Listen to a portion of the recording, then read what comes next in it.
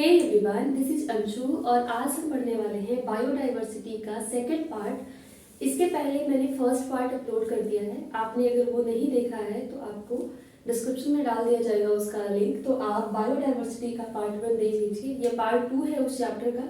और इसके बाद से कोई भी इंपॉर्टेंट टॉपिक्स जो बायोडाइवर्सिटी से पूछे जाते हैं वो नहीं बचे रहेंगे, आपका सारा इसमें कवर करा दिया गया।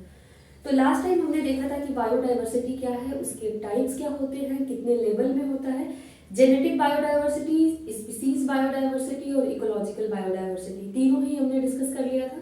इसके अलावा अल्फा डाइवर्सिटी, बीटा डाइवर्सिटी और गामा डाइवर्सिटी, इसको भी हमने देख लिया था। बायोडाइवर्सिटी के क्या क्या लॉस के कारण हैं उसको भी हमने समझा था, प्लस कंजर्वेशन के मेथड को भी जाना था। आज फिर से हम कंजर्वेशन को थोड़ा सा डिस्कस कर लेते हैं, किस तरीके से कंजर्वेशन किया जाता है। तो पहले मैं ये बता देती हूँ, देन हम कुछ इंपॉर्टेंट छोटे छोटे टॉपिक हैं जिन पे कि वन लाइनर क्वेश्चन आते हैं या फिर उन पे शॉर्ट नोट लिखने को आता है, उसको भी डिस्कस कर लेंगे। तो सबसे पहले कंजर्वेशन को समझते हैं कि क्या है कंजर्वेशन, संरक्षण करना। तो देखो, बायोडाइवर्सिटी का मतलब जितने भी लिविंग ऑर्गेनिज्म थे उन सभी की जो डाइवर्सिटी या वेराइटी है उसी की बात की जाती है। इस अर्थ पे जितने भी ऑर्गेनिज्म है सबका कुछ ना कुछ इंट्रिंसिक वैल्यू है उनका। तो अगर कोई भी जीव का लॉस होता है या वो जीव अपना अस्तित्व खत्म करता है तो उसका कहीं ना कहीं हमारे इकोसिस्टम पे कोई एडवर्स इफेक्ट ही पड़ेगा। दैट इज वाई गवर्नमेंट ने कंजर्वेशन करना शुरू किया कि हम अपने बायोडाइवर्सिटी को कैसे बचाएं। इसके दो मेथड किए गए। एक तो आप बायोडाइवर्सिटी या फिर ऑर्गेनिज्म को जहां वो रहते हैं उनके नेचुरल प्लेस पे ही उनको क्या करो, प्रोटेक्शन दो, उनको संरक्षण दो। तो उसे बोला गया इन सीटू कंजर्वेशन या फिर स्वस्थानीय कंजर्वेशन, संरक्षण। स्वस्थानीय का मतलब जो उनका खुद का हैबिटेट है, खुद का स्थान है, उसी स्थान को आपने क्या किया, प्रोटेक्टेड एरिया घोषित कर दिया कि आज से यहाँ पे ह्यूमन एक्टिविटी ज्यादा नहीं की जाएंगी, जिससे कि जो भी जीव इस जगह पे रह रहे हैं उनको प्रोटेक्शन मिले, उनका जो हैबिटेट लॉस का प्रॉब्लम है वो ना हो। तो इस टाइप के संरक्षण या कंजर्वेशन को, जिसमें कि ऑर्गेनिज्म को उनके नेचुरल प्लेस पे ही हम क्या करें, प्रोटेक्शन प्रोवाइड करा दें, उसको बोला जाता है in situ conservation. In situ मतलब ऑन द साइट, जो उनका साइट है, जो हैबिटेट है, वहीं पे आपने संरक्षण या कंजर्वेशन प्रोवाइड करा दिया। अब देखो, इन सीटू कंजर्वेशन में आपको कुछ नाम याद करने हैं जिनसे क्वेश्चन बन जाते हैं। इससे एमसीक्यूज बनता है। आपको मैं ये नाम याद करवा देती हूँ। इन सीटू में आपको याद होना चाहिए, इसका एग्जाम्पल है नेशनल पार्क। नेशनल पार्क के अलावा जो सेंचुरीज होती हैं, वाइल्ड लाइफ सेंचुरीज, जिसको अभ्यारण्य कहा जाता है। इसके अलावा बायोस्फीयर रिजर्व, जीव मंडल आरक्षित क्षेत्र, ये भी एग्जाम्पल है किसका, इन सीटू कंजर्वेशन का। तो पहले इन तीनों को याद कैसे करोगे। एक बड़ा सा मान लो गोला है बायोस्फीयर रिजर्व, इसी के अंदर नेशनल पार्क और वाइल्ड लाइफ सेंचुरीज को रख के याद कर लेना कि ये तीनों के तीनों ही जीव मंडल जो आरक्षित क्षेत्र है, इसके अलावा जो हमारा अभ्यारण्य है और राष्ट्रीय उद्यान, ये तीनों आते हैं इन सीटू कंजर्वेशन में। यहाँ पे जीव अपने नेचुरल हैबिटेट में ही रहते हैं, बस गवर्नमेंट उस एरिया को बोल देती है कि ये आज से प्रोटेक्टेड एरिया है, यहाँ पे ह्यूमन एक्टिविटी या ह्यूमन इंटरफेयर को अलाउ नहीं किया जाता है।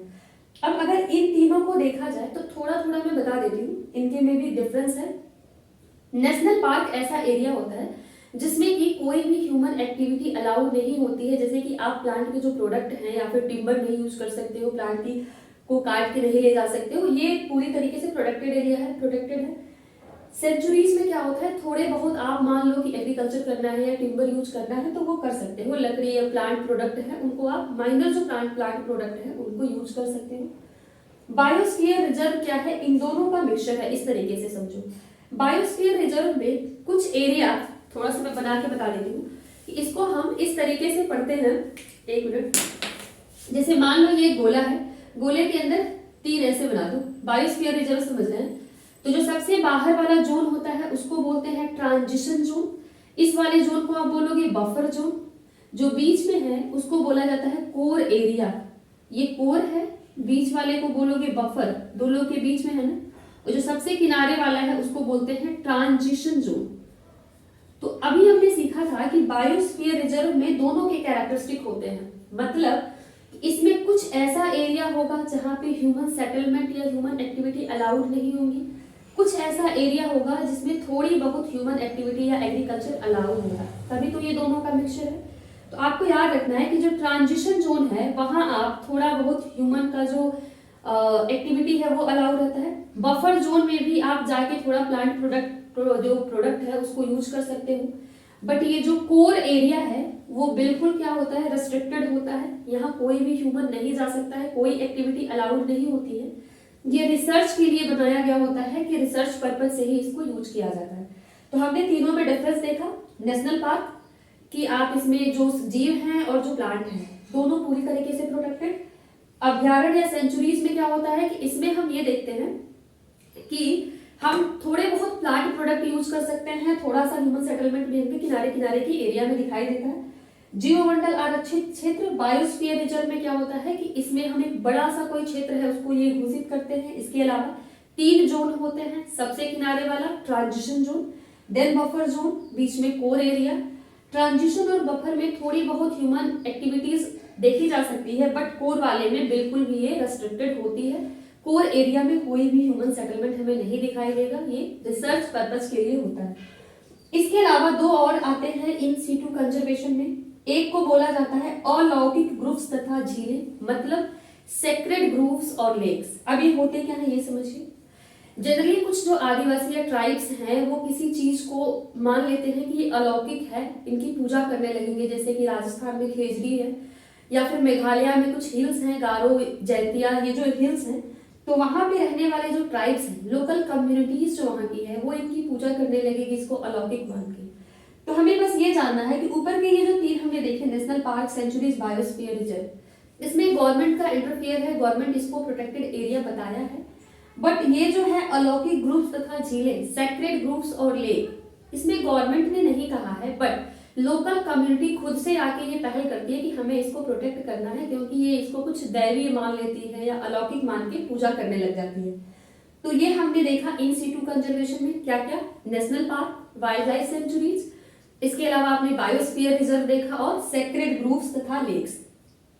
अब यहाँ देखिए एक्स सीटू कंजर्वेशन क्या होता है। एक्स सीटू का मतलब है अपने जगह से उसको उठाया हमने और किसी अच्छी जगह पे लाके उसको प्रोटेक्शन दिया। फॉर एग्जाम्पल, कहीं मान लो किसी जंगल में टाइगर है, टाइगर का बहुत से लोग शिकार कर रहे हैं, हमें उसको प्रोटेक्ट करना है, तो हमने उस जंगल से उसको लाके कहीं चिड़ियाघर में रख दिया। तो चिड़ियाघर हमने बनाया है ना, ह्यूमन मेड हैबिटेट है वो। तो जब हम किसी भी ऑर्गेनिज्म को या प्लांट को उसके नेचुरल हैबिटेट से उठाकर किसी आर्टिफिशियल या मैन मेड हैबिटेट में लाके रखते हैं, तो उस प्रोसेस को हम बोलते हैं एक्स सीटू कंजर्वेशन। हमने उसको सुरक्षा देने के लिए ही उस जगह से लाया है और किसी सुरक्षित जगह पे ह्यूमन मेड हैबिटेट में रख दिया है। तो एक्स सीटू कंजर्वेशन मतलब ऑफ साइट आपने प्रोटेक्शन दिया है, कंजर्व किया है उसको। उदाहरण आपको याद रखना है, जैसे कि मान लो जू है, चिड़ियाघर, क्या किया गया है, अलग अलग केस बनाए गए रहते हैं ना कि एक ही चिड़ियाघर में आपको शेर मिलेगा, हिरन भी मिलेगी, डिफरेंट टाइप के बर्ड्स भी मिल जाते हैं, स्नेक भी मिल जाता है। तो आपने अलग अलग जगह से उनको लाके यहाँ पे क्या किया है, कंजर्व किया है, इनको सुरक्षा दिया है कि यहाँ पे आप सुरक्षित रहोगे। तो हमने देख लिया चिड़ियाघर, जू, जीन बैंक हो गया या सीड बैंक हो गया, डिफरेंट टाइप के प्लांट्स जो हैं उनकी सीड्स को आपने कलेक्ट करके रखा है, सीड बैंक। इसके अलावा जो बोटेनिकल गार्डन होते हैं, वनस्पतिक उद्यान, जैसे NBRI का एग्जांपल ले लो, नेशनल बोटेनिकल रिसर्च इंस्टीट्यूट जो है, तो जो बोटेनिकल गार्डन है उसमें हम डिफरेंट टाइप के जो प्लांट्स हैं, कुछ मेडिसिनल प्लांट हो गए, ऑर्नामेंटल प्लांट हो गए, उनको ला के रखते हैं और उनको प्रिजर्व करते हैं या फिर उनको प्रोटेक्शन देते हैं जिससे कि उनका कंजर्वेशन हो। तो ये हमने बनाया है ना, एक गार्डन आपने बनाया बोटेनिकल गार्डन। इसके अलावा जूलॉजिकल पार्क ले लो, सफारीज ले लो, तो ये जो खुद ह्यूमन ने बनाया है उस हैबिटेट को आप एक्स सीटू में रखना। जो नेचर ने ऑलरेडी बना के दे दिया है और जानवर या जो जीव है वो अपने नेचुरल जगह में अगर रह रहा है तो उसको बोलोगे इन सीटू। तो एक कंफ्यूजन होता है कि राष्ट्रीय उद्यान, नेशनल पार्क इन सीटू में आएगा, जबकि वानस्पतिक उद्यान या फिर जंत उद्यान ये कहाँ पे आएंगे, ये आएंगे एक्स सीटू में। तो याद कैसे करोगे, राष्ट्रीय मतलब कि पूरे नेशन की बात हो रही है ना, तो नेशन में लोग अपने अपने घर पे हैं, तो राष्ट्रीय वाला इन सीटू में आ गया क्योंकि खुद का हैबिटेट है। ये दोनों लोगों को हमने कहीं से ला के सुरक्षा दिया है, तो ये क्या हो गए, एक्स सीटू हो गए। ये एग्जाम्पल बहुत इंपॉर्टेंट है बच्चा, क्योंकि इसमें से क्या होता है ना कि क्वेश्चंस एमसीक्यूज में पूछे जाते हैं, और एमसीक्यूज जब ये आएगा तो बच्चे जनरली उनको प्रॉब्लम होती है, क्योंकि कभी कभी तो वो नाम ही नहीं सुने रहते हैं कि सेक्रेड ग्रुव्स या फिर लेक्स किस में आएगा, तो आपको ये याद करना है 4 इसमें, और जो एग्जाम्पल यहाँ दिया है उसको भी याद करना है ना। अब हम इस चैप्टर के कुछ टर्म्स को याद करने की कोशिश करेंगे, जैसे कि IUCN क्या होता है, रेड डाटा बुक क्या होती है, कुछ प्रोजेक्ट हैं जैसे प्रोजेक्ट एलिफेंट, प्रोजेक्ट टाइगर, उनसे भी कभी कभी वन लाइनर क्वेश्चन पूछे जाते हैं, तो उसको समझते हैं। सबसे पहले देखिए IUCN, ये एक शॉर्ट फॉर्म है, इसका फुल फॉर्म यहाँ लिखा गया है। IUCN का पूरा नाम होता है international union of conservation of nature and natural resources. फिर से सुनिए, international union of conservation of nature and natural resources. Hindi में आप देखो, अंतरराष्ट्रीय प्राकृतिक संरक्षण संघ, ये इसका पूरा नाम है। आपको नाम के साथ साथ इसका हेडक्वार्टर भी पता होना चाहिए कहाँ है, तो हेडक्वार्टर इसका ग्लैंड्स स्विट्जरलैंड में है। इसने पूरे जो बायोडाइवर्सिटी में कितने जीव हैं इसका एक एस्टिमेट अनुमान लगाया है, मतलब कि अपने तरीके से, कि अभी तक 1.5 मिलियन ऑर्गेनिज्म को हमने पढ़ लिया है। ये एकदम करेक्ट डेटा नहीं है, ये इन्होंने अनुमान लगाया है कि अर्थ में हमने अभी तक इतने डाटा की स्टडी कर लिया है। स्टिल अभी बहुत से ऐसे ऑर्गेनिज्म हैं जिनके बारे में जानना बाकी है। फॉर एग्जाम्पल, समुद्र के एकदम गहराइयों में अभी तक कोई नहीं गया है, तो डीप ओशन में कौन से जीव रहते हैं उनके बारे में भी नहीं पता है। अमेज़न फॉरेस्ट, जिसको कि पृथ्वी का फेफड़ा या लंग बोला जाता है, वहां पे भी हमें नहीं पता है कि कितनी डाइवर्सिटी है। तो स्टडी हमने कितना कर लिया है, 1.5 मिलियन ऑर्गेनिज्म की स्टडी कर लिया है हमने। स्टिल बहुत से ऑर्गेनिज्म बाकी हैं। तो एक साइंटिस्ट थे जिनका नाम था रॉबर्ट मे, उन्होंने एक अपना अनुमान लगाया कि अगर टोटल जो ऑर्गेनिज्म है उनको हम देखें तो ये नियरली 7 मिलियन स्पीसीज हमें मिलेंगे। तो रॉबर्ट मे का जो एस्टिमेशन है वो याद रखना है 7 मिलियन स्पीसीज का, और IUCN ने जो डेटा दिया है वो कितना है, 1.5 मिलियन स्पीसीज का। तो इतना IUCN के बारे में आपको पता होना चाहिए कि पूरा नाम क्या है, कहाँ हेडक्वार्टर है, कितनी स्पीसीज इसने अनुमान लगाया है, और कितनी और खोजी जा सकती हैं, ये किस साइंटिस्ट ने अनुमान लगा के बताया है, तो ये हमें पता चल गया। नाउ ये IUCN क्या करता है, इसका काम है कि ये कंजर्वेशन करेगा नेचर का, और नेचर में जो रिसोर्सेस है उनका। तो सबसे पहले तो ये पता लगाता है कि कौन कौन से ऐसे ऑर्गेनिज्म हैं जिनके ऊपर संकट है। संकटग्रस्त जो भी जातियां हैं या जो भी स्पीसीज हैं उनको पता लगाएगा, और उनको कैसे कंजर्व किया जाए, क्या क्या मेजर्स अपनाया जाए जिससे कि आप उन्हें सुरक्षित कर सको। तो यही काम है IUCN का, कि संकटग्रस्त जो जातियां हैं या जो जीव हैं उनको पता लगाना। उसको पता लगाने के बाद ये एक लिस्ट बनाता है, जिस लिस्ट को हम बोलते हैं रेड डेटा बुक। तो रेड डेटा बुक या रेड लिस्ट कुछ नहीं है, संकटग्रस्त जीवों की सूची है, जिसको लिपिबद्ध का मतलब क्या है, एक प्रॉपर तरीके से लिखा गया है, किसके द्वारा, IUCN के द्वारा। तो दो नाम आपके क्लियर हुए, एक IUCN जो कि है international union of conservation of nature and natural resources. दूसरा, ये कौन सी लिस्ट जारी करता है, तो रेड डेटा बुक की लिस्ट जारी करता है। रेड डेटा बुक में क्या होता है मेंशन, तो संकटग्रस्त जो जीव हैं उन्हीं की ये सूची होती है कि कौन कौन से जीव हैं जिनके ऊपर खतरा है, जो अंडर डेंजर है। तो उन्हीं को अगर हम जान जाए कि इन जीवों के ऊपर खतरा है, तो हम अपना जो हमारा बिहेवियर है या फिर हम जो भी मेजर्स कर सकते हैं कि उन्हें हम सुरक्षित करें, उन्हें कंजर्व करें।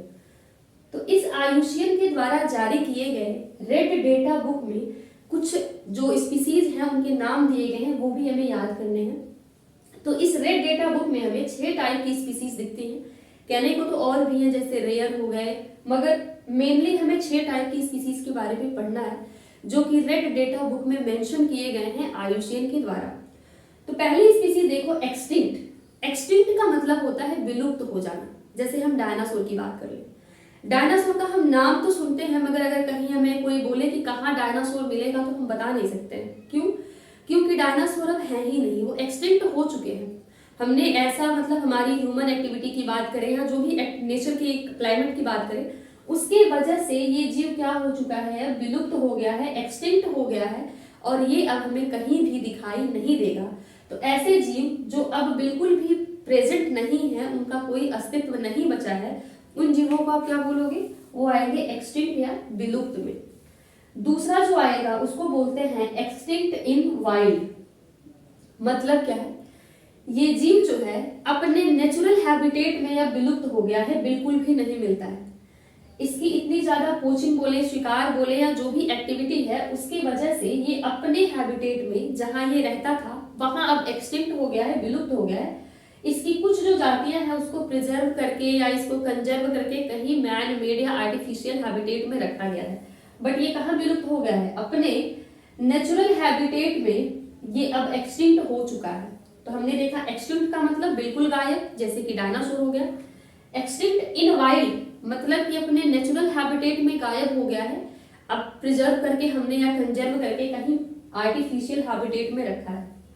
क्रिटिकली इंडेंजर्ड, इसका मतलब क्या होता है? नाम से ही देखो, इन डेंजर कितना, क्रिटिकली बहुत ज्यादा।